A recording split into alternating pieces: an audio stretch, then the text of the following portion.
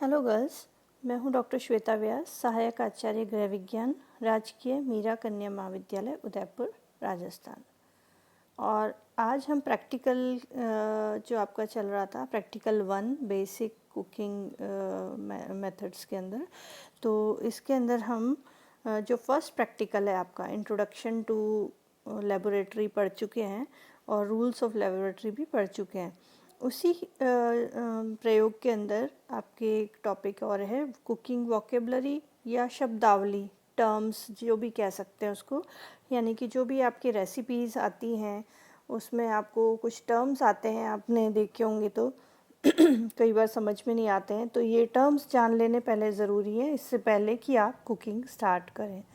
तो मैं काफ़ी सारे टर्म्स हैं, तो मैं आपको एक बार ए से के तक एब्रीवेशन वाइज टर्म्स बताती हूँ और फिर अगले लेक्चर में आपको इसके आगे के टर्म्स बताऊंगी। हालांकि ये कोई एंड नहीं है, बहुत ज़्यादा और भी टर्म्स होते हैं, तो अगर आपको इससे ज़्यादा भी टर्म्स मिलते हैं और उनकी सही डेफिनेशन मिलती है तो आप उसको भी अपनी फ़ाइल में इंक्लूड कर सकते हो।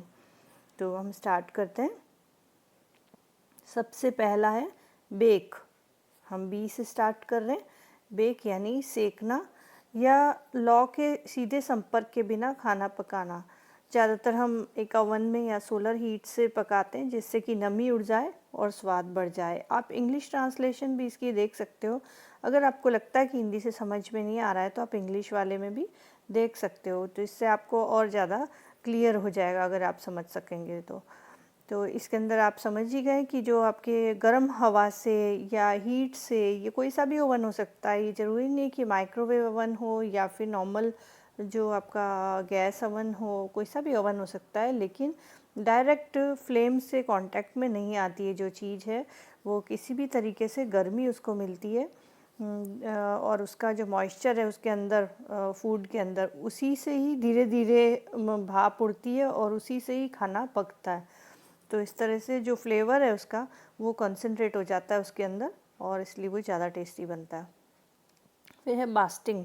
बास्टिंग क्या होता है कि जो भी आपकी कोई भी खाने की चीज़ है, ज़्यादातर ये मीट के अंदर यूज़ किया जाता है, तो क्योंकि मीट बिल्कुल टेस्टलेस होता है तो उसके ऊपर कोई जूसेस या चटनी या फिर फैट लगाया जाता है, जिससे कि चाहे ब्रश से लगाओ, चम्मच से, किसी से भी लगाओ, तो उसके ऊपर लपेट दिया जाता है जिससे कि उसके अंदर कुकिंग के दौरान फ्लेवर इम्प्रूव हो जाती है और वो एकदम सूखता भी नहीं है पकने के दौरान। नेक्स्ट है बैटर। बैटर का वर्ड का आपने बहुत सुना होगा, बहुत सारी रेसिपीज़ में आपको बैटर वर्ड सुनने में आता है। तो बैटर का मतलब एक गाढ़ा घोल है, लपसी भी कहते हैं, मतलब लपसी के जैसा पेस्ट है एक तरह से, जो कि इतना ऐसा होना चाहिए, गाढ़ा होता है या तो, और या फिर थोड़ा पतला भी होता है, जैसा कि रेसिपी में आपको बताया हुआ हो उस तरीके से लेना। अब उसके अंदर जनरली कोई भी फ्लोर होता है, आटा यानी चने का आटा हो सकता है, मैदा हो सकता है, गेहूं का आटा हो सकता है, यानी फ्लोर है, पाउडर, जिसके साथ में चिकनाई या लिक्विड या और लिक्विड, ये सब हो सकती है। ज़्यादातर हम केक बिस्किट आगे जो बनाते हैं उसमें काम में लेते हैं, लेकिन जो आप पकौड़े बनाते हो, चीला बनाते हो, तो उसके अंदर भी ये काम में आता है, तो आप एग्जाम्पल्स में ये भी लिख सकते हो। गूंदा हुआ आटा जो होता है वो थोड़ा टाइट होता है और बैटर जो होता है थोड़ा लिक्विडी होता है, तो इसलिए आप इसको समझ जाएंगे। बीट। बीट यानी फेंटना। किसी भी मिश्रण को एक जैसा बनाने के लिए किसी भी चीज़ से तेज़ी से फेंटना या हिलाना। वो कोई भी चीज़ हो सकती है, चम्मच से फेंट सकते हैं, मिक्सी से, कांटे से, या घोटनी होती है आपकी दाल घोटनी होती है, उससे भी हम बीट ही करते हैं। अब आजकल तो बीटर से सब लोग करते हैं, तो वो कोई सी भी चीज़ आप ले सकते हो जिससे जल्दी जल्दी हिलाया जाए तो वो मिक्स हो जाता है ईजीली। फिर है बाइंड। बाइंड यानी कि गाढ़ा करना, यानी कि जैसे पतली है कोई चीज़ तो उसके अंदर आटा, अंडा, क्रीम वगैरह कुछ भी डाल करके अच्छे से हिलाते हैं तो वो एक गूंदने जैसा हो जाता है, लेकिन वो मिक्सिंग है एक तरह से, तो इसके लिए आप कोई सा भी मेथड यूज़ कर सकते हो, लेकिन हिला करके और सारी चीज़ें जो मिक्स करते हैं। फिर है ब्लैकंड, यानी कि खाना पकाने का वह तरीका जिसमें खाने की वस्तु को तेज़ आग पर पकाना जिससे उसकी बाहरी सतह एक तरह से जलकर काली हो जाए। जनरली हम ऐसा मेथड यूज़ नहीं करते, लेकिन कुछ कुछ ऐसे फूड्स होते हैं जिनमें कि और कोई कोई मतलब देशों में ऐसा होता है जिसमें कि कुकिंग मांगते कि बाहर से काला होना चाहिए, जो भोजन पक गया है लेकिन बाहर से सुपर हीट करके और ऐसा काला भी कर दिया जाए, तब वो उसका टेस्ट उसको रेलिश करते हैं। फिर है ब्लैंच, ये भी आपके बहुत काम आएगा। ब्लैंच का मतलब है कि हल्का उबालना, या फिर ये भी करते हैं कि उबले पानी में डाल करके और निकाल लेते हैं। ये किस लिए करते हैं? ज़्यादातर ये सब्जियों को और फ्रूट्स को करते हैं जिससे उसका छिलका निकल जाए। जैसे कि सॉस वगैरह बनाते हैं तो हम टमाटरों का छिलका निकालते हैं, या फिर जब हम गोभी की सब्ज़ी वगैरह बनाते हैं और हम चाहते हैं कि उसमें कोई भी गंदगी हो और निकल जाए, धोने से नहीं निकल पा रही है, तो गर्म पानी में नमक डाल के और उसके अंदर अपन उबलते पानी में डिप करके और बाहर वापस निकाल लेते हैं, फिर ठंडे पानी में डाल लेते हैं। अगर हम उसी में छोड़ देंगे गर्म में तो वो पकने लग जाएगा और वो सौगी हो जाएगा, तो इसलिए वापस ठंडे पानी में डाल के छान लेते हैं जिससे कि पकना बंद हो जाए और सिर्फ छिलका छिलका निकल जाए। फिर आता है ब्रेज़। ब्रेज़ क्या होता है कि बंद बर्तन में तेल, घी या मक्खन में धीरे धीरे कुछ समय तक पकाना। धीमी आंच पर पकता रहता है, धीरे धीरे लिक्विड डला हुआ रहता है और उसके ऊपर ढक्कन लगा हुआ होता है। इसको ब्रेजिंग कहते हैं। जैसा मीट में भी होता है लेकिन और भी चीज़ों में ये होता है जो कि हार्ड है, तो लेकिन हम अगर पानी में डाल के छोड़ देंगे तो बहुत देर लगेगी, तो इसलिए थोड़ा, जैसे अपन बिरयानी वगैरह पकाते हैं उसमें भी ऐसा ही है कि धीरे धीरे पकता है, उसी तरह से इसमें भी है कि ब्राउन या क्रिस्प हो जाए और उसके बाद धीरे धीरे लिक्विड में पकाते हैं। यानी कि पहले तो थोड़ा सा तेल में तलेंगे, फिर थोड़ा पानी डालेंगे और फिर ढक्कन दे देंगे। हमारी ज़्यादातर सब्जियां हम ऐसे ही बनाते हैं। फिर है ब्रॉयल। ब्रॉयल का मतलब है कि सीधे गर्म आग पर सेकना, जैसे कि भुट्टे हैं जो हम गर्म आग पर सीधे सेकते हैं, पापड़ है, भुट्टे हैं, इस तरह से कई चीज़ें हैं जो कि सेकी जाती है। आप एग्जाम्पल लिख सकते हैं अपने हिसाब से। फिर है ब्रॉथ या स्टॉक। ये इसका मतलब है शोरबा। ये सूप से डिफरेंट है क्योंकि इसमें क्या करते हैं कि सूप तो एग्जैक्टली सूप ही बनता है, लेकिन ब्रॉथ जो होता है जनरली किसी चीज़ को पकाने पर उसका लिक्विड जो निकाल लिया जाता है और उसको किसी और में काम में लिया जा सकता है, उसको हम ब्रॉथ कहते हैं।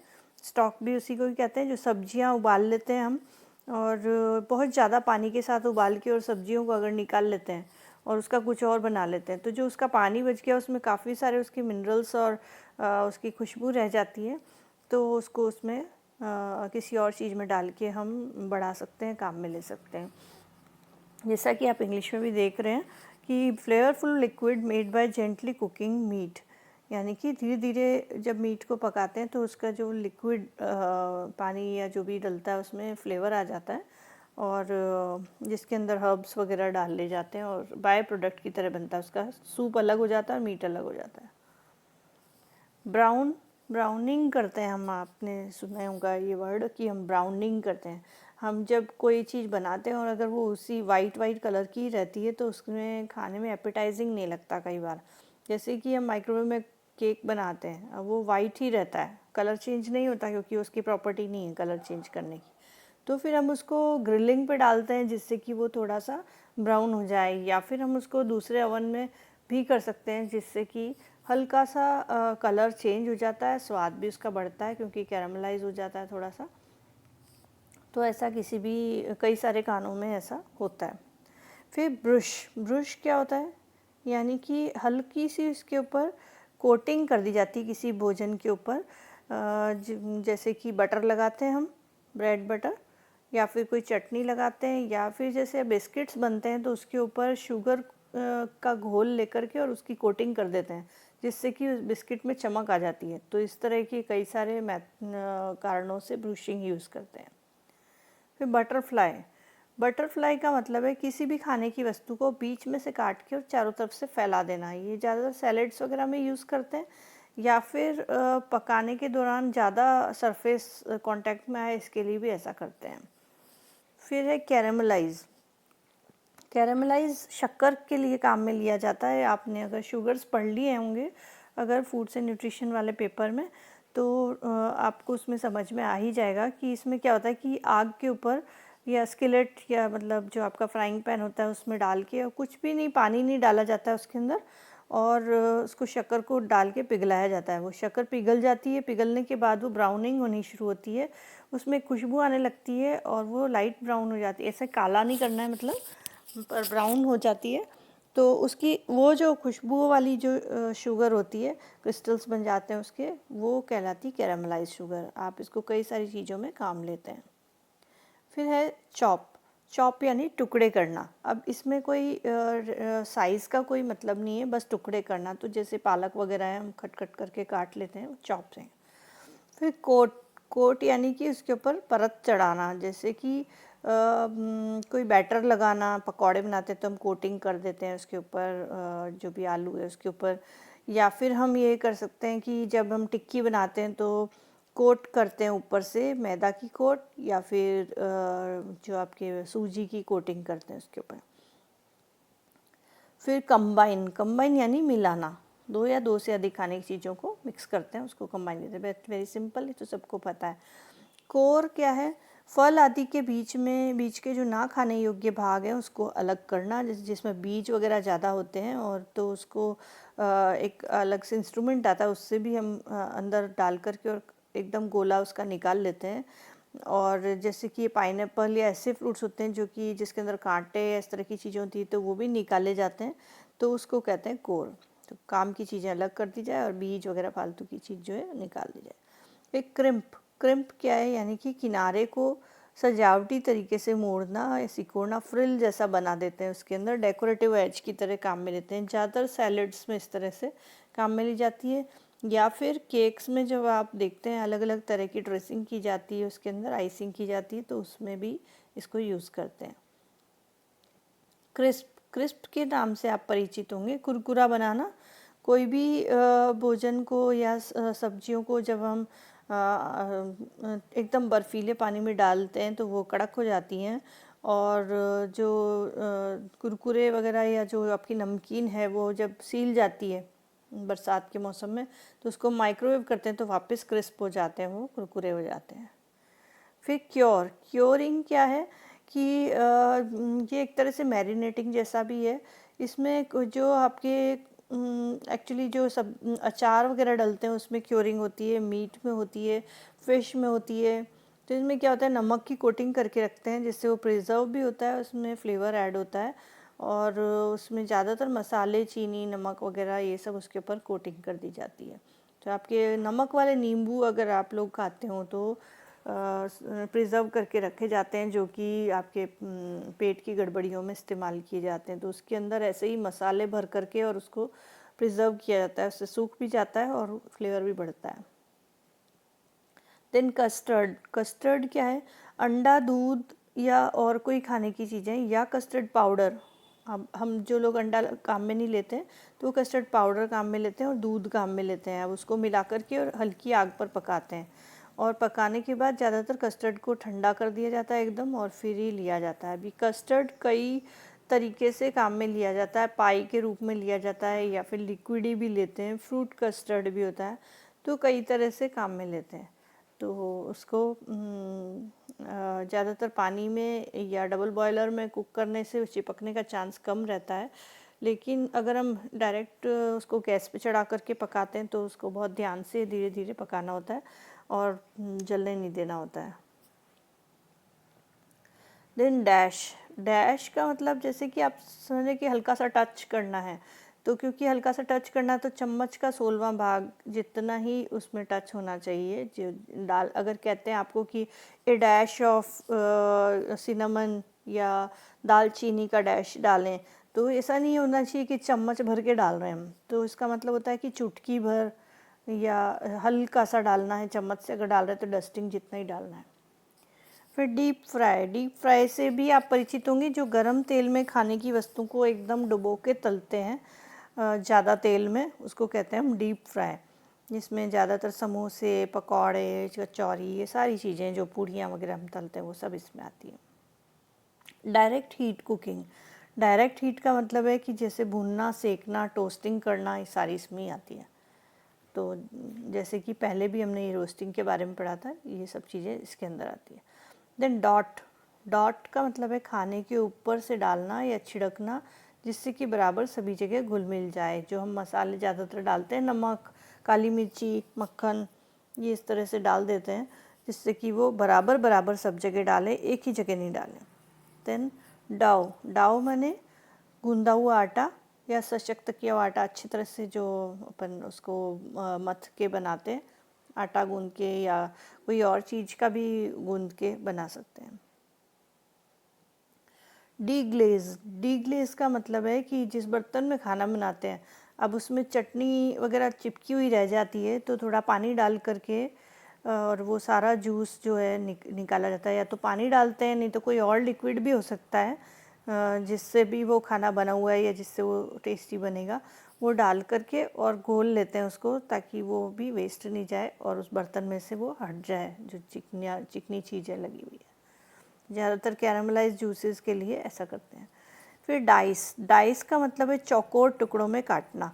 तो अगर आपने ये जो अपनी कटिंग क्लासेस हुई थी उसमें आपने अटेंड किया हो, तो चौकोर चौकोर टुकड़ों में हम ज़्यादातर सब्जियों को, पनीर को काटते हैं ज़्यादातर तो, लेकिन कई बार हम सब्जियों को भी डालते हैं इवनली जब सैलेड्स में डालना होता है।